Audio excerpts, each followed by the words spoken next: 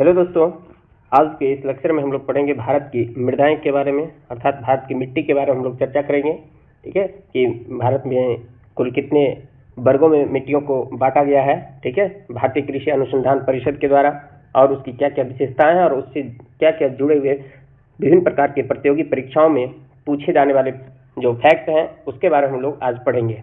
ठीक है, तो आज के इस लेक्चर में तो आप ध्यानपूर्वक देखेंगे दोस्तों, बहुत ही इम्पोर्टेंट टॉपिक है ये, और इससे प्रतियोगी परीक्षाओं में जैसे बिहार एसएससी हो, बिहार दरोगा हो, बिहार पुलिस हो, यानी जिसमें कि आपका जीएस की बहुलता होती है दोस्तों, उसमें ये सारे क्वेश्चन बहुत सारा पूछा जाता है। इसलिए आप अंत तक बने रहेंगे दोस्तों, और अगर हमारे चैनल को सब्सक्राइब नहीं किया तो चैनल को सब्सक्राइब भी कर दें।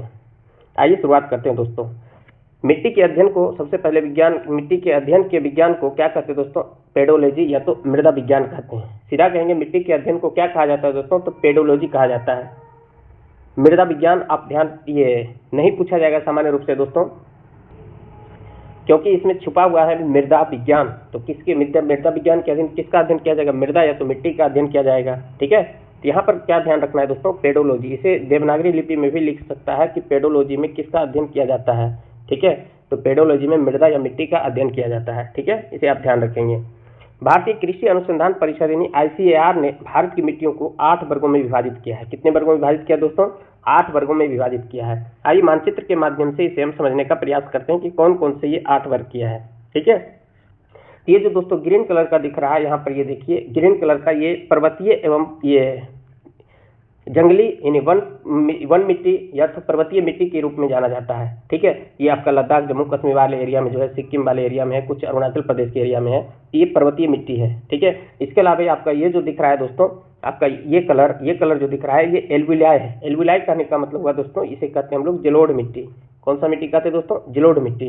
ठीक है, ये एलुवियल कह सकते हैं या एल्वोलाई कह सकते हैं। ठीक है, आप जैसा उच्चारण करेंगे, तो ये जलोढ़ मिट्टी है। भारत में दोस्तों सबसे अधिक अगर मिट्टी का विस्तार है कोई, तो वह जलोढ़ मिट्टी का विस्तार है। ठीक है, लगभग 40% के आसपास इसका विस्तार है दोस्तों। ये जो दिख रहा है, ये देखिए आपका मैदानी भाग है, सिंधु, गंगा, ब्रह्मपुत्र, ये सब के एरिया वाला जो है दोस्तों, ये देखिए आपका सिंधु नदी तंत्र से है, ये गंगा नदी तंत्र से, इधर चले जाएंगे ब्रह्मपुत्र नदी, ये सब का ये मैदानी एरिया है। यहाँ पर आपका जलोढ़ मिट्टी पाया जाता है दोस्तों, जो कि सबसे ज्यादा उपजाऊ मिट्टी ये जलोढ़ मिट्टी है। ये 2 प्रकार की दोस्तों, एक को कहते हैं खादर, एक को कहते हैं बांगर। सभी के बारे में हम लोग अभी चर्चा करेंगे बारीकी से दोस्तों।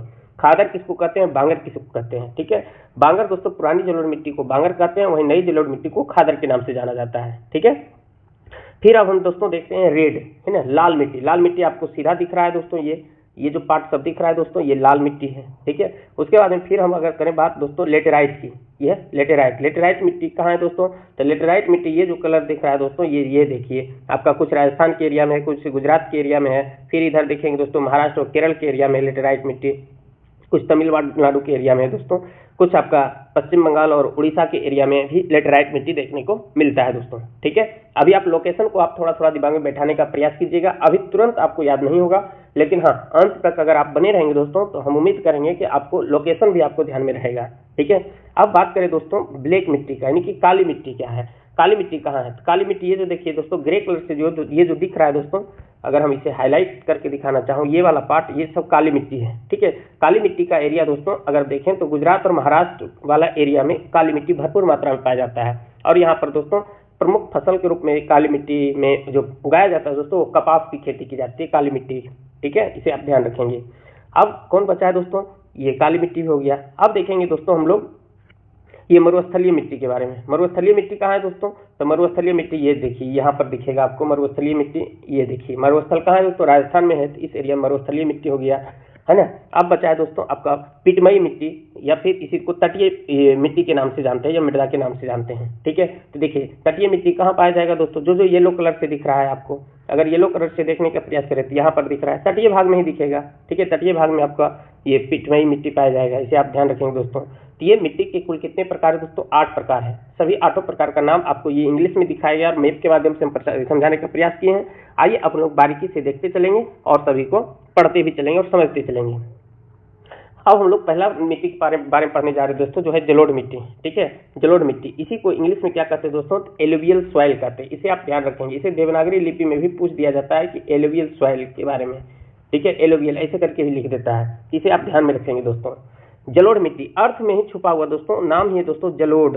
जलोढ़ का मतलब होता है कि जल के द्वारा लोढ़ कर लाया गया। लोढ़ना का मतलब क्या होता है दोस्तों?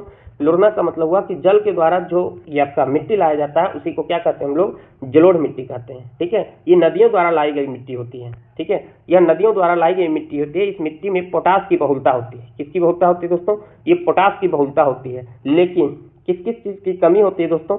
ये जो कमी होती है दोस्तों, नाइट्रोजन, फास्फोरस और ह्यूमस की कमी होती है। एक चीज आप ध्यान में रखेंगे हमेशा दोस्तों कि जितने भी मिट्टी होगा, ठीक है, अधिकांश मिट्टी में आपका इसकी कमी देखने को मिलेगा, नाइट्रोजन, फास्फोरस और ह्यूमस, है ना, ये सबकी बिल्कुल कमी देखने को मिलेगा दोस्तों। ये आपका उर्वरक, ये आपका रसायन है ना, एनपीके, ये हमारे खाद्य फसल के जो प्रमुख उर्वरक है दोस्तों, नाइट्रोजन है, ये आपका फास्फोरस है और पोटेशियम है। ठीक है, तो इसमें इसीलिए देखते होंगे कि अधिकांश जो खेती किया जाता है उसमें कि यही सब डाला जाता है। ठीक है, यूरिया, पोटास, है ना, ये सब डाला जाता है। तो क्यों डाला जाता है? क्योंकि ये सब की कमी होती है अधिकांश मिट्टी में, कॉमन है, ये रट नहीं लीजिएगा, लेकिन हाँ ध्यान में रखने का प्रयास कीजिएगा। ठीक है, नाइट्रोजन, फास्फोरस और ह्यूमस की कमी होती है। यह भारत की सबसे उपजाऊ मिट्टी है दोस्तों, ये आप ध्यान रखने की प्रयास करेंगे। ठीक है, क्वेश्चन पूछेगा भारत की सबसे ज्यादा उपजाऊ मिट्टी कौन सा है दोस्तों? जलोढ़ मिट्टी है। इसमें कौन कौन सी फसल होता है दोस्तों? इसमें जो फसल होता है दोस्तों, ये आपका धान होता है, गेहूं होता है, मक्का होता है, तिलहन होता है, दलहन होता है, आलू होता है, आदि कई फसलें इसमें उगाई जाती है। ठीक है, जो सबसे ज्यादा प्रमुख फसल है दोस्तों धान और गेहूं को आप ये ध्यान में रखने का प्रयास करेंगे। ठीक है, तो जलोढ़ मिट्टी किसके द्वारा लाई गई मिट्टी होती है दोस्तों? तो नदियों द्वारा लाई गई मिट्टी होती है। इसमें पोटास की बहुलता होती है, नाइट्रोजन, फास्फोरस, ह्यूमस की कमी होती है और ये देश की सबसे ज्यादा उपजाऊ मृदा है। इसमें धान, गेहूं, मक्का, तिलहन ये सब फसलें उगाई जाती है। यह मिट्टी दोस्तों कहता है भारत के लगभग 40% क्षेत्रफल पर पाई जाती है। अभी आपको मानचित्र के माध्यम से दिखाए थे दोस्तों। अगर हम जलोढ़ मिट्टी की बात करें तो ये जो दिख रहा है आपको, मैं दूसरे कलर का यूज कर लेता हूं और ये दिखाने का प्रयास करता हूं। ये जो पार्ट दिख रहा है तो टोटल देखो दोस्तों, ये देखिए 40% हिस्सा, ठीक है, 40% हिस्सा आपका जलोढ़ मिट्टी का ही है। इसे आप ध्यान रखें। कौन कौन क्षेत्र में है दोस्तों? और जहां जहां उपजाऊ मिट्टी होगा दोस्तों वहीं का जनसंख्या भी देखते होंगे कि ज्यादा से ज्यादा मिलेगा आपको। ठीक है, यूपी बिहार वाले एरिया में ये जलोढ़ मिट्टी ही पाया जाता है, इसे आप ध्यान रखने का प्रयास करेंगे। ठीक है, इसके अलावा यहाँ पर देख लेंगे पंजाब है, हरियाणा है, ये सब में जलोढ़ मिट्टी पाई जाती है। ये सब में देखते हैं, पता होगा कि इधर नदियां बहुत ज्यादा, नदी तंत्र बिछा हुआ दोस्तों, गंगा नदी तंत्र है, इधर के आप सिंधु नदी तंत्र है। ठीक है, तो नदियों द्वारा ही लोढ़ कर, यानी नदियों द्वारा लाई गई मिट्टी होती है जलोढ़ मिट्टी, जो भारत के अधिकांश भागों में पाई जाती है, सबसे ज्यादा उपजाऊ मिट्टी होती है। भारत का संपूर्ण उत्तरी मैदान आपको दिखाई दिए हैं एवं तटीय मैदान जलोढ़ मिट्टी से ही बना होता है। यह दो प्रकार के होते हैं। कौन कौन होते हैं दोस्तों? एक को कहते हैं हम लोग बांगर, दूसरे को कहते हैं खादर। बांगर किसको कहते हैं दोस्तों? जो पुरानी जलोढ़ मिट्टी होती है उसे हम लोग बांगर कहते हैं। ठीक है, पुरानी जलोढ़ मिट्टी को क्या कहते हैं दोस्तों? बांगर कहते हैं। वहीं हम लोग नई जलोढ़ मिट्टी को खादर कहते हैं। अब ये पुरानी और नई क्या है दोस्तों, इसके बारे में चर्चा करते हैं कि ये नई और पुरानी क्या है। इसको अगर हम समझने का प्रयास करें दोस्तों, यहाँ पर लिखा गया नहीं है, जैसे कई क्षेत्र ऐसे होते हैं, जैसे ये मान लिया जाए कि ये गंगा नदी बह रही है। ठीक है, इस तरह से जब गंगा नदी बह रही है दोस्तों, तो ये क्या होता है कि जब गंगा नदी में बाढ़ आती है तो यहाँ पर ये कभी कभी क्या होता है कि ये गंगा नदी का जल इस ओर में पूरा फैला हुआ है, बाढ़ आया हुआ है। ठीक है, कई बार क्या होता है दोस्तों कि इतने ही एरिया में पानी आता है, और एक बार ऐसा होता है दोस्तों, एक दो बार, कि इससे अधिक मात्रा में पानी यहाँ पर कभी चला आता है। ठीक है, यहाँ पर आता है तो अपने साथ मिट्टी तो लाएगी, मिट्टी बिछाएगी ही। ठीक है, लेकिन बार बार यहाँ तक पानी नहीं पहुँच पाती है, कभी जाती है और अधिकांश बार यहीं पे से लौट आती है। ठीक है, तो इस स्थिति में अगर हम देखने का प्रयास करें दोस्तों, तो यहाँ पर जो मिट्टी लाई गई दोस्तों, ये जो बार बार आती है, तो यहाँ की जो मिट्टी हो नई, यहाँ की जो लोड मिट्टी होगी दोस्तों कैसी होगी? नई होगी। और यहाँ पर क्या होता है कि हमेशा नहीं पहुंच पाता है। ये क्या होता है दोस्तों? ये पुरानी जलोढ़ मिट्टी है, जलोढ़ मिट्टी नहीं है लेकिन पुरानी जलोढ़ मिट्टी है।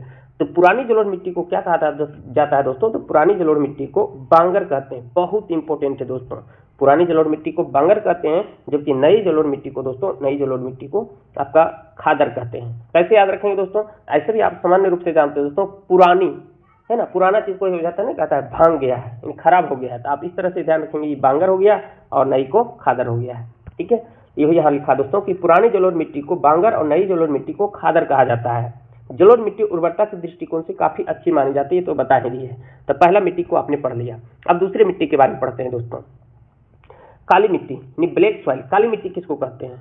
काली मिट्टी का अगर हम पहले मानचित्र में देखने का प्रयास करें दोस्तों, तो ये देखिए, पहले मैं पीडीएफ देख लेता हूँ, मानचित्र तो 2 बार दिखाए, फिर दिखा दूंगा मैं। ठीक है, इसका निर्माण दोस्तों कहता है कि बेसाल्ट चट्टानों के टूटने फूटने से होता है। काली मिट्टी का निर्माण किस चट्टान से टूटने फूटने से होता है दोस्तों? बेसाल्ट चट्टान के टूटने फूटने से होती है। अब ये ध्यान रखना होगा कि बेसाल्ट चट्टान किस किस एरिया में पाया जाता है। तो ये आपका पाया जाता है दोस्तों गुजरात और महाराष्ट्र वाले एरिया में पाया जाएगा मुख्य रूप से। इसमें क्या क्या क्या पाया जाता है दोस्तों? बहुलता होती है आयरन की, चूना की, एल्यूमिनियम की, मैग्नीशियम की, ये सब की क्या होती है दोस्तों? बहुलता होती है। इस मिट्टी का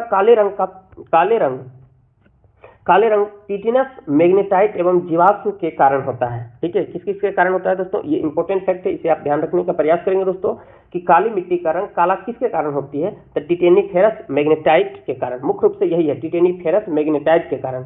जीवाश्म तो सब में पाया जाता है, अधिकांश मिट्टियों में जीवाश्म पाया जाता है दोस्तों। ठीक है, जो अनुपजाऊ मिट्टी है उसमें ही जीवाश्म नहीं पाया जाएगा। तो मुख्य जो फैक्ट है दोस्तों इसमें यह है कि काली मिट्टी का रंग काला रंग किसके कारण होती है? तो टिटेनिफेरस मैग्नेटाइट के कारण होती है। ठीक है, और इसमें किस किस चीज की बहुलता होती है दोस्तों? मैग्नेटाइट है, तो इसमें मैग्नेट किसका आयत है दोस्तों? लोहा का। तो लोहा का तो भरपूर मात्रा होगा ही। ठीक है, चूना ध्यान रखिएगा, एल्यूमिनियम, मैग्नीशियम, ये सब की बहुलता होती है। काली मिट्टी में ह्यूमस की उपस्थिति के कारण इसमें कार्बनिक पदार्थों की अधिकता होती है। अब जानेंगे दोस्तों, बार बार ह्यूमस आ रहा है, ह्यूमस किसे कहते हैं दोस्तों? ह्यूमस की अगर हम बात करें दोस्तों तो मिट्टी में जो आपका सड़े गले पदार्थ पाए जाते हैं, मिट्टी में पाए जाने वाले सड़े गले पदार्थ को ही क्या कहा जाता है दोस्तों? ह्यूमस कहा जाता है। मिट्टी में पाए जाने वाले सड़े गले पदार्थ को क्या कहते हैं दोस्तों? ह्यूमस कहा जाता है। और ह्यूमस की उपस्थिति होती है, इसीलिए इसमें कार्बनिक पदार्थ की अधिकता होती है। इसमें सामान्यतः फास्फोरस की कमी होती है। तो काली मिट्टी में किसकी कमी होती है दोस्तों? फास्फोरस की कमी होती है। ठीक है, इसे रेगुर मिट्टी के नाम से जाना जाता है। बहुत इंपॉर्टेंट दोस्तों, काली मिट्टी के ये अन्य नाम से बहुत ज्यादा प्रश्न पूछा जाता है कि काली मिट्टी को और किस नाम से जानते हैं? तो काली मिट्टी को और रेगुर मिट्टी के नाम से जानते हैं। किस मिट्टी से? रेगुर मिट्टी के नाम से जानते हैं। और ये जो मिट्टी है दोस्तों, इसमें कपास की खेती बहुत ही जोरदार होता है, यानी कि सर्वाधिक उपयुक्त मिट्टी है कपास की खेती के लिए। क्वेश्चन पूछा है कि कपास की खेती के लिए सबसे उपयुक्त मिट्टी कौन सा है? तो आपका काली मिट्टी है। काली मिट्टी को और किस नाम से जानते हैं दोस्तों? तो रेगुर मिट्टी के नाम से जानते हैं। आइए, कपास की खेती के लिए सर्वाधिक उपयुक्त होने के कारण इसका एक अन्य नाम है दोस्तों काली कपासी मिट्टी। ठीक है, काली कपास की मिट्टी भी कहते हैं। क्यों कहते हैं? क्योंकि कपास की खेती बहुत ज्यादा मात्रा में होती है। इसके अलावा अन्य फसल भी होती है दोस्तों, गेहूं है, ज्वार है, बाजरा है, ये सब जोरदार मात्रा में होती है। भारत में काली मिट्टी निम्न क्षेत्रों में पाई जाती है। कौन कौन सा क्षेत्र? बार बार आपको दिखाने का हम प्रयास ये किए थे दोस्तों मैप में, फिर मैं दिखा दूंगा। पहले एक बार रीडिंग कर लेता हूँ। गुजरात वाले एरिया में इसमें बताए थे। गुजरात के नीचे महाराष्ट्र, महाराष्ट्र वाले एरिया में, इस साइड चलेंगे तो मध्य प्रदेश, वो भी पश्चिमी भाग इधर वाले एरिया में, उड़ीसा इस क्षेत्र में है। ठीक है, दक्षिणी भाग में, फिर कर्नाटक वाले एरिया में है, महाराष्ट्र के बाद में ये आपका कर्नाटक है, कर्नाटक वाले एरिया में, आंध्र प्रदेश जो कि उड़ीसा के नीचे इधर आंध्र प्रदेश वाले एरिया में है, तमिलनाडु के एरिया में है। ठीक है, इसके बाद में राजस्थान के एरिया में भी कुछ भाग में है। ये काली मिट्टी का विस्तार है दोस्तों। ठीक है, ये ध्यान में रखने का प्रयास करेंगे। एक बार फिर से अगर मैप अगर आ जाए तो ये देखिए, काली मिट्टी को दिखाते दोस्तों। ये काली मिट्टी का एरिया कहाँ है दोस्तों? ये वाला पार्ट दिख रहा है दोस्तों, आप अगर देखें कौन कौन सा पार्ट की बात किए थे दोस्तों, ये वाला जो पार्ट दिख रहा है ये सब आपका काली मिट्टी है। ठीक है, ये सब काली मिट्टी का एरिया है। गुजरात है, महाराष्ट्र है, मध्य प्रदेश है। ठीक है, थोड़ा मोड़ा में दक्षिण उड़ीसा की बात किया था, आंध्र प्रदेश और तमिलनाडु वाले एरिया में भी पाया जाता है ये। लेकिन मुख्य रूप से जो काली मिट्टी पाई जाती है दोस्तों, ये गुजरात महाराष्ट्र वाले एरिया में पाया जाता है और मध्य प्रदेश वाले एरिया में। ठीक है, और ये बेसाल्ट चट्टानों से निर्मित होती है। तो दो मिट्टी को हमने अभी बड़े ही अच्छे तरीके से समझ लिया है। अब हम लोग तीसरी मिट्टी के बारे में देखते हैं दोस्तों। आज की लेक्चर में दोस्तों 8 मिट्टी के बारे में पढ़ लेंगे। ठीक है, थोड़ा वीडियो लंबा जाएगा तो थोड़ा पेशेंस बनाइएगा दोस्तों। ठीक है, आइए देखते हैं लाल मिट्टी किसे कहते हैं। ठीक है, लाल मिट्टी की क्या क्या विशेषताएं होती है? कहता है दोस्तों, इसका निर्माण जलवायु परिवर्तन के परिणाम स्वरूप रवेदार एवं कायांतरित शैलों के विघटन एवं वियोजन से होती है। ठीक है, यानी कि इसमें क्या होता है कि जब जलवायु में परिवर्तन होती है दोस्तों, उसके दौरान ये रवेदार एवं कायांतरित चट्टान के बारे में स्पेशल चैप्टर हम लोग कभी बाद में चर्चा करेंगे दोस्तों। बस इतना ध्यान रखिए कि जो रूपांतरित या कायांतरित चट्टान होता है उसके टूटने फूटने से, है ना, और वियोजन, टूटने फूटने से जो मिट्टी बनता है दोस्तों, उसी को हम लोग लाल मिट्टी कहते हैं। इस मिट्टी में सिलिका एवं आयरन की बहुलता होती है। इसमें किस किस चीज का बहुलता दोस्तों? सिलिका एवं आयरन की बहुलता होती है। लाल रंग का कारण है दोस्तों लौह ऑक्साइड की उपस्थिति। दोस्तों जो रंग वाला क्वेश्चन है दोस्तों, ये बार बार पूछा जाता रहा है किसी न किसी एग्जाम में। मैग्नेटाइट, काले रंग का जो मिट्टी है, काला क्यों दिखता है? टिटेनिफेरस मैग्नेटाइट एवं जीवाश्म के कारण। वहीं अगर हम बात करें लाल मिट्टी का रंग लाल क्यों दिखता है? तो लौह ऑक्साइड के कारण दिखता है। इसमें सिलिका आयरन की बहुलता होती है। जबकि आपने देखा था ये इससे पहले वाले में ये टिटेनिक फेरस में लोहा, एल्युमिनियम, ये मैग्नीशियम, चूना, ये सब की बहुलता थी काली मिट्टी वाला में। ठीक है, इसमें और ये इसकी प्रकृति कैसी होती है दोस्तों? इसकी प्रकृति दोस्तों अम्लीय होती है, अम्लीय प्रकृति की मिट्टी है ये भी इंपॉर्टेंट है दोस्तों। ये जो लाल मिट्टी है, लाल मिट्टी, इसे तो बहुत आसानी से याद रख सकते हैं दोस्तों। लाल मिट्टी ये अम्लीय प्रकृति को दर्शाता है। कैसे याद रख सकते हैं? आप थोड़ा मोड़ा अगर साइंस की जानकारी होगा आप लोगों को दोस्तों तो पता होगा कि अम्लीय और क्षारीय प्रकृति को जांचने के लिए लिटमस पत्र ये का प्रयोग किया जाता है, जिसमें कि लाल से नीला अगर हो जाता है ना, जिसको हम लोग क्या कहते थे दोस्तों? अनिल। अगर नीला से लाल होता था तब उसको अम्लीय कह देते थे, और लाल से नीला होता तो क्षारीय कह देते थे, और नहीं तो आप इस ढंग से याद रख सकते हैं दोस्तों, ये अम्ल लो लास्ट में है। ठीक है, लो लास्ट में है यानी कि लाल मिट्टी। ये ध्यान रखने का कुछ ट्रिक अपनाना होगा दोस्तों अपने से याद रखने के लिए। तो क्वेश्चन पूछेगा किस मिट्टी का प्रकृति ये आपका अम्लीय होती है? तो लाल मिट्टी का प्रकृति अम्लीय होती है। जब इसमें कहा जाता है दोस्तों ये तो लाल होता है लौह ऑक्साइड की उपस्थिति के कारण, लेकिन जब इसमें पानी आ जाता है यानी कि जलयोजित रूप में रहती है तब ये कैसा दिखाई देने लगता है दोस्तों? पीला दिखाई देने लगता है। ठीक है, ये भी आप ध्यान रखेंगे, इसलिए इसे पीली मिट्टी भी कह देते हैं सामान्य रूप से दोस्तों। इसमें नाइट्रोजन, फास्फोरस और ह्यूमस की कमी होती है। आपको शुरू में ही बताए थे दोस्तों कि अधिकांश मिट्टी में ये नाइट्रोजन, फास्फोरस और ह्यूमस की कमी होती है। यह प्रायः उर्वरता विहीन बंजर भूमि के रूप में पाई जाती है, यानी कि ये अनुपजाई भूमि के रूप में ये जाना जाता है दोस्तों। ये ज्यादा उपजाऊ भूमि नहीं, ये बंजर भूमि के रूप में जाना जाता है। कौन? लाल मिट्टी। इस मिट्टी में उगाई जाने वाली लेकिन थोड़ा मोड़ा फसल होता है दोस्तों। इस मिट्टी में उगाई जाने वाली फसलें है कपास, गेहूं, दाल एवं मोटा अनाज। ठीक है, भारत में लाल मिट्टी निम्न क्षेत्र में पाया जाता है। कौन कौन? आंध्र प्रदेश वाले में, मध्य प्रदेश के पूर्वी भाग में, छोटा नागपुर का पठार यानी कि झारखंड के एरिया में, पश्चिम बंगाल वाले एरिया में, उत्तर पश्चिमी भाग में, मेघालय, गारो खासी, जयंतिया वाले पहाड़ियों के क्षेत्र में पाया जाएगा दोस्तों, नागालैंड वाले एरिया में, राजस्थान, महाराष्ट्र, तमिलनाडु, कर्नाटक के कुछ भाग में। चूना का उपयोग कर लाल मिट्टी की उर्वरता को बढ़ाई जाती है। अब ये चूना का उपयोग क्यों किया गया दोस्तों? क्योंकि हम जानते हैं कि अम्लीय ये आपका ये जो लाल मिट्टी है इसकी प्रकृति अम्लीय होती है, और जब अम्लीय हो जाएगा तो ज्यादा अम्लीय हो जाएगा तो जो इसमें पेड़ पौधे उगाए जाएंगे दोस्तों वो इतना सहन नहीं कर पाएगा एसिडिटी। ठीक है, जिसके कारण अम्ल की प्रभाव को समाप्त करने के लिए क्या मिलाया जाता है दोस्तों? चूना का प्रयोग किया जाता है। क्योंकि आप पढ़े होंगे दोस्तों कि जब अम्ल और क्षार अभिक्रिया करती है तो उस पदार्थ को क्या कर देता है? दोनों निष्क्रिय हो जाता है। ठीक है, एक दूसरे को उदासीन कर देती है। इसे आप ध्यान रखेंगे दोस्तों। ठीक है, ये तीन मिट्टी को पढ़ लिया। अब चौथा मिट्टी के बारे में पढ़ेंगे दोस्तों, जो है लेटेराइट मिट्टी। कौन सा मिट्टी है दोस्तों? लेटेराइट मिट्टी है। लेटेराइट मिट्टी कहता है दोस्तों ये हाई टेम्परेचर यानी उच्च तापमान और भारी वर्षा वाले क्षेत्र में विकसित होती है। ठीक है, भारी वर्षा वाले क्षेत्र में और जहाँ की तापमान अधिक हो और भारी वर्षा कराती हो उस क्षेत्र में आपका लेटेराइट मिट्टी पाया जाएगा। ठीक है, अब देखते हैं दोस्तों, कहता ये मृदाएं उष्ण कटिबंधीय वर्षा के कारण हुए तीव्र निक्षालन का परिणाम है।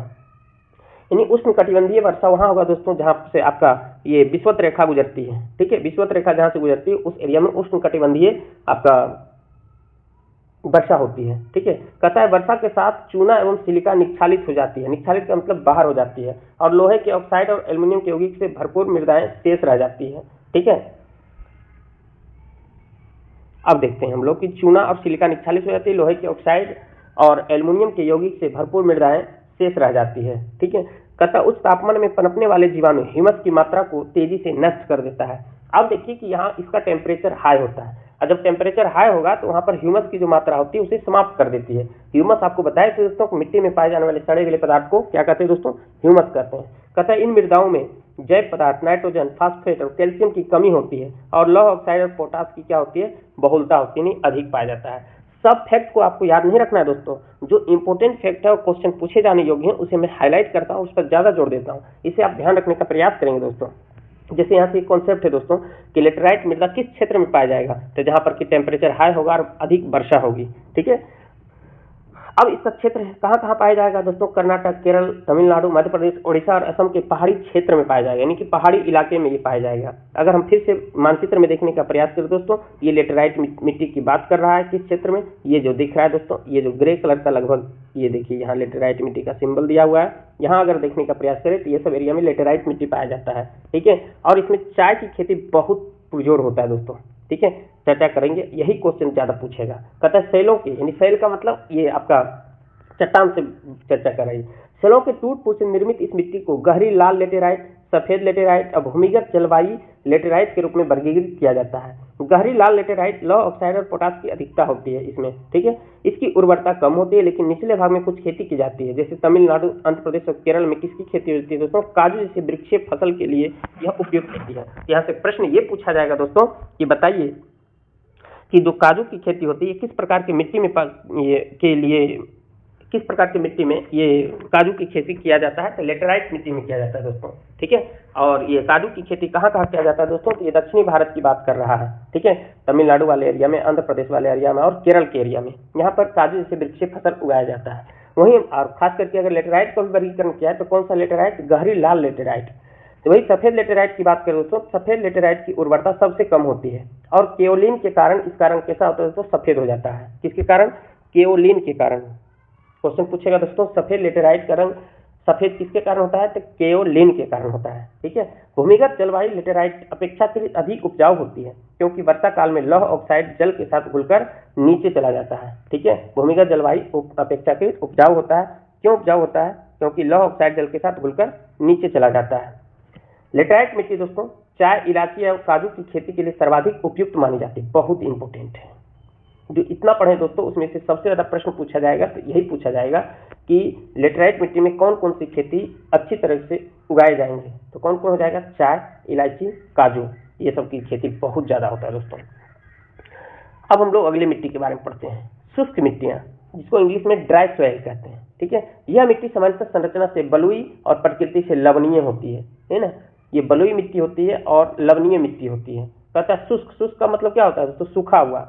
शुष्क जलवायु, उच्च तापमान और तीव्र वाष्पीकरण के कारण इन मिट्टियों में नमी और ह्यूमस कम हो जाते हैं। अब बताइए ह्यूमस जिसमें जिसमें कम होगा दोस्तों वो उतना ज्यादा उपजाऊ नहीं होगा। इसे भी आप ध्यान में रखने का प्रयास करेंगे दोस्तों।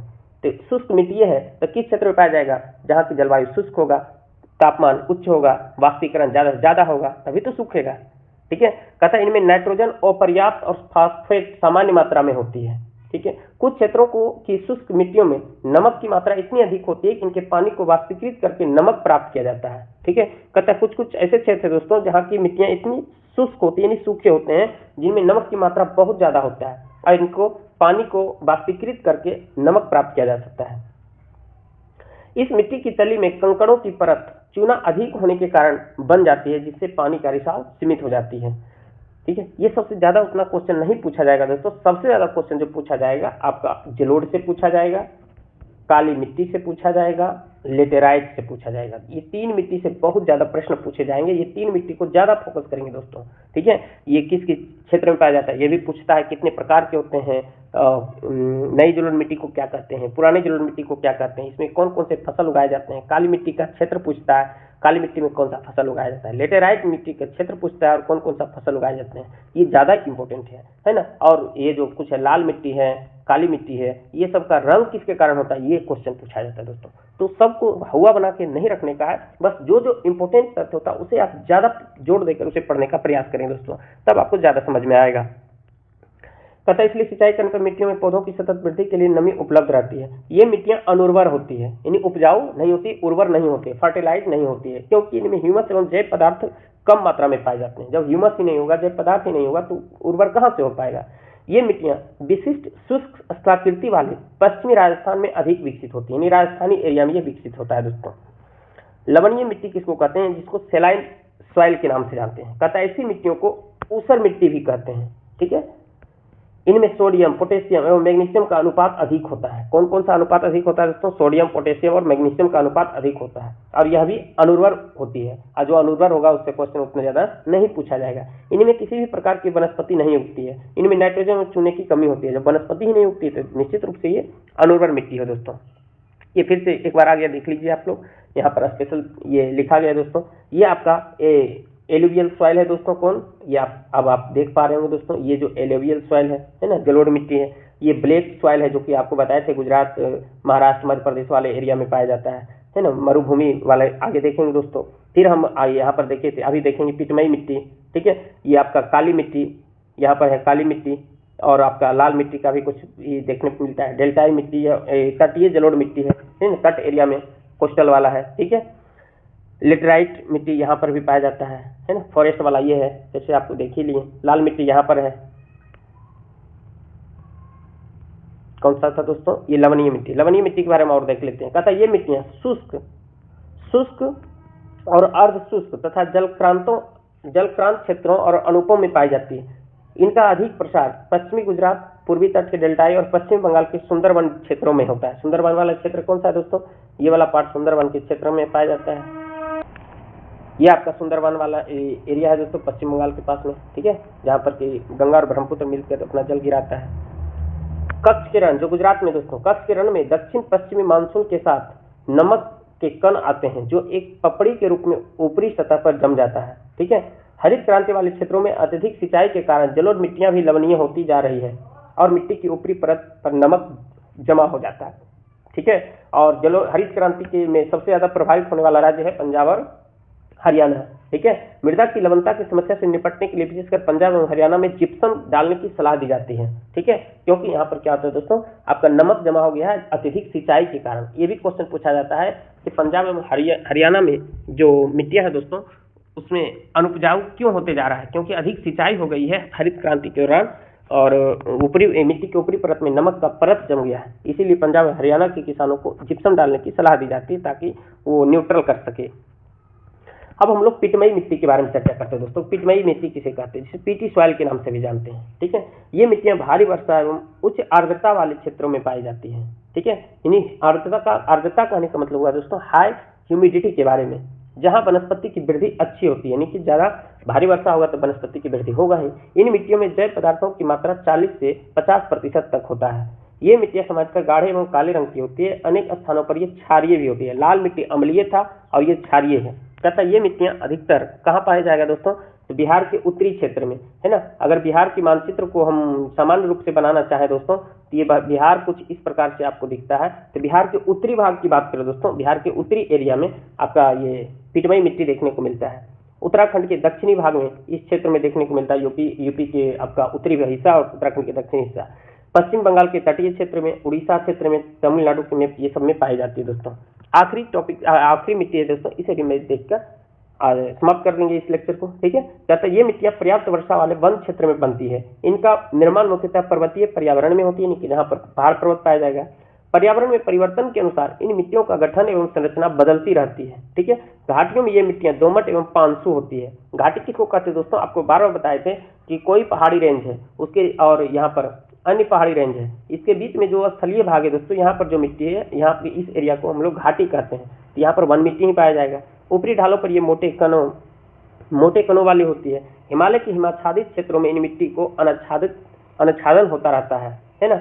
ये मिट्टियां सामान्यतः अम्लीय और कम ह्यूमस वाली होती है। अम्लीय वाला वन मिट्टी भी आ गया और एक लाल मिट्टी भी था दोस्तों, ठीक है। अब मिट्टी से संबंधित कुछ एक नज़र में देखने का प्रयास करते हैं दोस्तों और उससे जुड़े कुछ फैक्ट के बारे में भी देखते हैं। इसके बारे में और देख लेते हैं। वन मिट्टी के बारे में कहता है निचली घाटियों में पाई जाने वाली मिट्टियां उर्वर होती है, ठीक है। क्यों उर्वर होती है, भारी वर्षा होता है, सब इसकी बहुलता है। कुछ इंपॉर्टेंट तथ्य दोस्तों, कहता है देश में मृदा अपरदन एवं उसके दुष्परिणामों का पर नियंत्रण हेतु 1953 में केंद्रीय मृदा संरक्षण बोर्ड का गठन किया गया था। मृदा अपरदन क्या होता है दोस्तों, जैसे ये आपका मिट्टी है, ठीक है, ये मिट्टी है। मिट्टी के ऊपरी भाग को ही मृदा कहते हैं दोस्तों। मिट्टी और मृदा में थोड़ा सा अंतर है दोस्तों। मिट्टी के ऊपरी भाग को क्या कहते हैं हम लोग, मृदा कहते हैं, ठीक है, और इसे नीचे वाले मिट्टी कहलाता है, ठीक है। ये पूरा मिट्टी हो गया, लेकिन ऊपरी भाग को हम लोग मृदा कहते हैं। तो जब अत्यधिक बारिश होती है दोस्तों, जब बारिश होती है तो बारिश के दौरान क्या होता है कि यहाँ पर जब या बारिश होती है या नदियों से कटती है तो ये ऊपरी हिस्सा क्या होता है दोस्तों, ये बह जाता है। जो ऊपरी हिस्सा होता है वो बह जाता है और ऊपरी हिस्सा में ही सारे आपका उर्वरक रसायन जो होता है ऊपरी हिस्सा में ही पाया जाता है दोस्तों, है ना। तो जो ऊपरी हिस्सा में जो बह जाता है उस बहने की घटना को ही अपरदन कहते हैं, यानी कि ये काटती है जल ऊपरी हिस्से को और काट के ये दूसरी जगह ले जाती है, इसे अपरदन कहते हैं। जिससे कि जो आपका मिट्टी है दोस्तों वो अनुर्वर हो जाता है, ठीक है। तो मृदा अपरदन उसके दुष्परिणाम पर कंट्रोल करने हेतु एक बोर्ड का गठन किया गया, जिस बोर्ड का नाम पड़ा दोस्तों केंद्रीय मृदा संरक्षण बोर्ड। इसका गठन 1953 में किया गया था। वहीं मरुस्थल की समस्या के अध्ययन के लिए जोधपुर में केंद्रीय शुष्क क्षेत्र अनुसंधान संस्थान की स्थापना 1959 में किया गया। तो क्वेश्चन पूछा केंद्रीय शुष्क क्षेत्र अनुसंधान संस्थान की गठन कब किया गया, 1959 में। कहाँ किया गया, जोधपुर में किया गया था, ठीक है। आइए जो हम लोग मिट्टी पढ़े थे उसको एक नजर में देखने का प्रयास करते हैं फटाफट। भारतीय मृदाएं एक नजर में देखते हैं। जलोढ़ मृदा जो सिंधु, गंगा और ब्रह्मपुत्र का दोआब, दोआब का मतलब होता है दोस्तों दो नदियों के बीच के एरिया को क्या कहते हैं हम लोग, दोआब कहते हैं। दोआब तथा समुद्र तटीय मैदान के क्षेत्र में पाया जाता है। मुख्य फसल कौन सा है दोस्तों, धान, गेहूं, गन्ना, आलू, तिलहनी, दलहनी फसल। पोषक तत्व की प्रचुरता पोटास एवं चुना सबसे ज्यादा होता है। डिटेल हम लोग पीछे कर लिए हैं। काली मिट्टी से क्या क्वेश्चन पूछा जाएगा दोस्तों, कौन सा क्षेत्र में पाया जाएगा, महाराष्ट्र, गुजरात, मध्य प्रदेश, तमिलनाडु के अलावा क्षेत्र में। मुख्य फसल कौन सा दोस्तों, कपास है, सोयाबीन है, चना, ज्वार, गेहूं। सबसे ज्यादा कौन सा इंपॉर्टेंट है तो कपास है, फिर सोयाबीन भी ध्यान रखेंगे, चना, ये सब। पोषक तत्व की प्रचुरता पोटेशियम, चूना एवं मैग्नीशियम। वहीं लेटेराइट मिट्टी की बात करें दोस्तों, लेटेराइट मिट्टी में सबसे ज्यादा मुख्य फसल किससे क्वेश्चन पूछता है और एरिया से। ये कर्नाटक, केरल, तमिलनाडु, असम, महाराष्ट्र, उड़ीसा के पर्वतीय क्षेत्र ये सब में पाया जाता है। और सबसे ज्यादा इंपॉर्टेंट यही सब कौन से फसल उगाए जाते हैं, चाय, कॉफी, रबर, सिंकोना, काजू, ये सब आपका लेटेराइट मिट्टी में उगाया जाता है। किस किस पोषक तत्व की प्रचुरता है दोस्तों, लोहा एवं एल्युमिनियम की। लाल मिट्टी की बात करें दोस्तों, लाल मिट्टी किस किस क्षेत्र में है तो तमिलनाडु, कर्नाटक, दक्कन का पठार, महाराष्ट्र, उड़ीसा, मध्य प्रदेश ये सब के भाग में। मुख्य फसल कौन कौन सा दोस्तों, मूंगफली, केला, तंबाकू, रागी, ज्वार, कपास, गेहूं, मक्का। ये ज्यादा उतना उर्वरक नहीं है दोस्तों, है ना। इसे और ये आपका क्वेश्चन पूछा जा सकता है दोस्तों कि टिटेनीफेरस आपका हेमेटाइट है ना, इसके कारण आपका लाल दिखाई देता है। काली वाला को आप ध्यान रख सकते हैं, लौह ऑक्साइड वाला, ठीक है। वही मरुस्थलीय मृदा की बात करें दोस्तों, मरुस्थलीय आपका पंजाब, हरियाणा, राजस्थान वाले क्षेत्र में पाया जाएगा। बाजरा, ज्वार, मोटा अनाज ये सब पाए जाएंगे। लवणता की प्रचुरता होती है। पर्वतीय मैदान कहाँ पाया जाएगा दोस्तों, कश्मीर से लेकर अरुणाचल प्रदेश के एरिया में। यहाँ पर सेब, नाशपाती, आलू ये सब प्रमुख आपका फसल है। इसमें प्रचुरता पोटास एवं फास्फोरस है। तो इस प्रकार से दोस्तों आपका ये लेक्चर यहीं पर समाप्त हो जाता है। कुछ अन्य तथ्य है जो ये भी देख ही लेते हैं। कहता मिट्टी की उर्वरता में कमी के क्या क्या कारण हो सकता है दोस्तों, ये कारण हो सकता है पोषक तत्व की ह्रास, यानी पोषक तत्व की कमी हो जाए, या निक्षालन। निक्षालन का मतलब भारी वर्षा के कारण मिट्टी के ऊपरी परत ये हट न हो जाए। अपर्दन, उर्वर मिट्टी की ऊपरी सतह का ह्रास हो जाना, ठीक है। निक्षालन का मतलब वर्षा में घुल कर ये बाहर हो जाना, और ये क्या होता है दोस्तों, उर्वर को ये ऊपरी हिस्सा को बाहर हो जाता है। कृषि भूमि का अति उपयोग, ज्यादा से ज्यादा उपयोग किया जाएगा तब भी ये उर्वरता कम हो जाएगी। दोषपूर्ण कृषि प्रबंधन, यानी सही ढंग से अगर कृषि नहीं करते हैं तो इससे भी उर्वरता में कमी आ जाएगी।